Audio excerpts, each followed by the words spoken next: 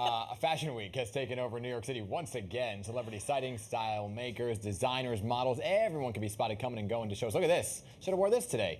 Presenting what will be fashion for fall and winter of 2023. It was at the cleaners. I know. That's what you told me. Pick it up. Well, that's what you told me. Anyway, well, the team of Elle Magazine has been checking out the shows and trends, too. And joining us this morning is Deputy Digital Editor Claire Stern with an inside look at New York Fashion Week. Can't wait to see what's trending now. Good morning. Thank you so much for having me. Good morning. Good morning. Yeah, so all the collections are coming up. You're seeing a few different trends. Can you tell us about some of them that you saw? Of course, of course. I am seeing a ton of trends. We all are seeing a ton of trends this week. I think the first one that was very prevalent was red. Oh. The color. The color. Okay. The color is everywhere. Wow. It's seemingly the new Barbie core. Really? Which was the pink proliferation of pink after Greta Gerwig's new Barbie coming out, the Valentino Pink PP collection. So yeah, we're really seeing red as popping up. There you have Jason Wu had a beautiful red dress, Sylvia Taurasi, Patricia Bonaldi of Papo, and you know in the culture in Chinese culture, it also, symbolizes good luck and fortune. We just saw the Lunar New Year, so some of these AAPI designers were integrating the color red. You certainly hit a lot of the fashion runways, right? The fashion shows. And there are a few designers that you feel actually knocked out of the park this year. So let me just try to get this right. Rodarte? Rodarte. Rodarte. Look at this. I don't feel like I almost know what I'm Kate talking and Laura about. Malevi. And so what was their collection like? They had a fantastic collection, which was really inspired by like a gothic fairy type of aesthetic, complete with bedazzled banquettes in the venue. And can you do your eyes like that tomorrow? And it really, there was a definite Wednesday Addams aesthetic throughout. Gosh, yeah. I think the Malevi sisters have been streaming Wednesday on Netflix. Okay, I think that was very clear. Yes, you see the fairy symbols there adorning all the garments. And yeah, it was really sort of whimsical and ethereal and beautiful, and the whole space was pretty enchanting. Wow, look at that. But you were saying that one of the other trends that you were going to mention is also back to work. That does not look like back to work. That does not. That definitively does not. Although, hey, never say never. Yeah, exactly. Although we definitely saw back to work. We saw at Theory, at Brandon Maxwell, at Tory Burch, a lot of these streamlined separates and clean suiting. You know, we're well into this, right? This is this, yes. Okay. That is Brandon Maxwell on the right, Theory in the center, and Tory Burch on the left. And we're really seeing these fun looks fit for the office. Yeah. We're well into the pandemic now. People are going back, and we are seeing it throughout all the collections. What's the art school girl look? The art school girl, the quirky art school girl is a fun one. Really? A couple designers. We have Bathsheba here in the center.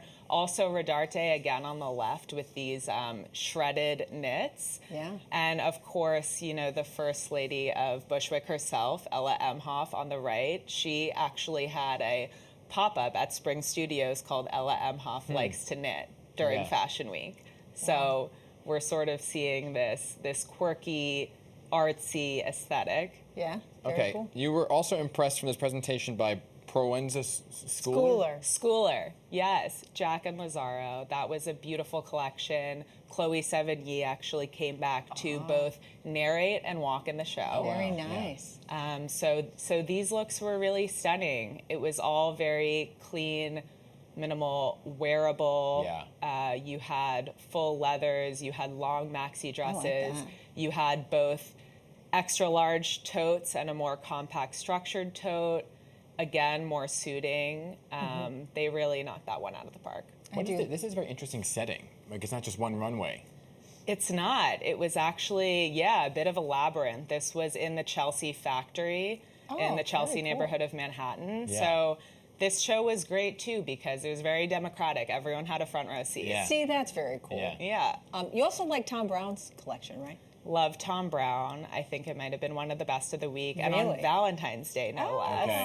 Okay. So he paid tribute to The Little Prince with this really kind of space-inspired show in 3 acts. You see a propeller plane there in the center. And and it was him showing at New York Fashion Week for the first time in just over 2 years. And I think the best part of the show was at the end, because it was on Valentine's Day. He walked over and gave a heart-shaped box of chocolates to his partner, Andrew Bolton, in the front row. Yeah, And it was nice. very sweet. That's so awesome. So That's some cool. people were eyes welling in tears. Forgive me for asking this, because I might just ask a silly question here. But a lot of these looks, right, that are on the runway, how do they translate to the stores and like what people purchase, or the outfits you'd buy influenced off of this? It's a good question, because sometimes the looks actually aren't produced, and I think more designers are gravitating towards the see now, buy now model. So I think, and a good example is Theory, that many of those looks will be available for purchase. Actually, that show was held at the Theory offices in the Meatpacking District. But I think you'll see these trends. You think of the famous Cerulean speech in The Devil Wears Prada. You will see these trickle down, whether they're not these designers themselves. They may be other retailers are scooping it up. So everyone's attending Fashion Week, from buyers to editors to influencers and fashion fans. And you're going to start seeing these everywhere. Did you have a favorite moment, though? I definitely had a favorite moment. I think the White Lotusization of Fashion Week was a big thing. We saw Megan Fahy at a ton of shows, Haley Lou Richardson. So this is John Grise, a.k.a. Greg, from the White Lotus. Oh, wow! And he made an appearance walking That's a nice in surprise. Eckhouse Lotta, which is a very, very funky show and known for casting a very diverse pool of models. And that is a good example of that. That is awesome. Yeah. Could you imagine being in that audience? Seriously. That's People good were going stuff. wild. I'm sure. Rightfully so. Yeah.